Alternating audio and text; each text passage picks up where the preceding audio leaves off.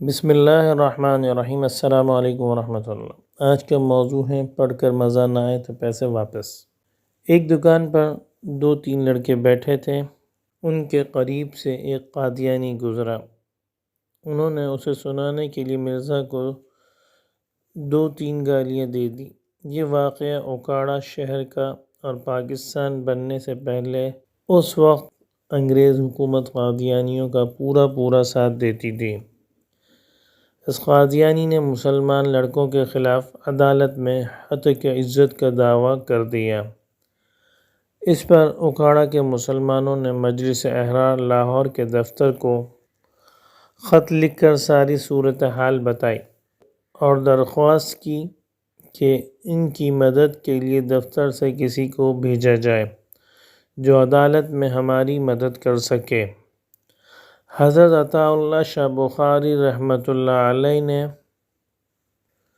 مولانا محمد حیات رحمۃ اللہ علیہ کو حکم دیا کہ آپ اوکاڑا چلے جائیں اور اس کیس کی پیروی کریں۔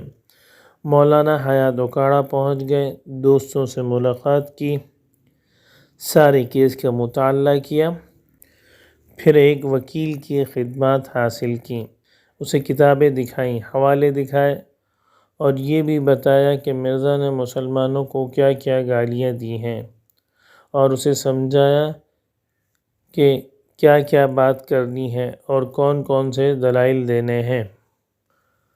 مقررہ تاریخ کو عدالت لوگوں سے کھچا کھچ بھر گئی۔ سب لوگ مقدمے کی کارروائی کو سننا چاہتے تھے۔ مولانا حیات صاحب نے وکیل کو بہت تیاری کروائی تھی، اس لیے وہ مطمئن تھے کہ ان کا وکیل سب کچھ سنبھال لے گا، لیکن وکیل نے ان کی بتائی ہوئی ایک بات بھی نہیں کی۔ وہ سب یوں ہی رہ گئی۔ وکیل اس طرف آیا ہی نہیں، بلکہ اس نے عدالت میں اس قادیانی سے یہ کہا، میں کوئی زیادہ لمبی چوڑی بحث نہیں کروں گا، نہ دلائل دوں گا، آپ صرف اتنا بتائیں ان لوگوں نے مرزا کو کون سی گالی دی ہے، تاکہ اسے سن کر فیصلہ کیا جا سکے کہ وہ گالی ہے بھی یا نہیں۔ قادیانی کو یہ سن کر سکتہ ہو گیا۔ وکیل نے یہ کیا سوال کر دیا اور مجسٹریٹ منہ پر رومال رکھ کر مسکرانے لگا کہ وکیل نے کیا خوب سوال کیا ہے۔ آخر مرزا نے کہا، مجھے یاد نہیں کہ کون سی گالی تھی، لیکن گالی ضرور تھی۔ اس پر وکیل نے کہا، کوئی بات نہیں، میں گالیاں دیتا ہوں، آپ سنتے جائیں، جب وہ گالی آئے مجھے بتا دیں۔ کیا اس نے کہا تھا کہ تیرے مرزے دی؟ وکیل نے ایک ہی سانس میں مرزائی کو کئی گالیاں دے دیں۔ پھر اس قادیانی سے پوچھا، کیا ان گالیوں میں وہ گالی آئی ہے جو ان لڑکوں نے دی تھی؟ قادیانی نے پھر کہا، مجھے یاد نہیں۔ اس پر وکیل نے کہا، تو پھر اور گالیاں سنو۔ اس مرتبہ وکیل نے پوری 51 گالیاں دیں۔ مجسٹریٹ اور تمام حضرات دبی دبی ہنسی ہنس رہے تھے، بس مرزائی ساکت کھڑا تھا، اس کا رنگ فخ تھا۔ اب پھر وکیل نے کہا، ان میں سے کوئی گالی آئی ہے؟ اس نے پھر کہا، مجھے یاد نہیں۔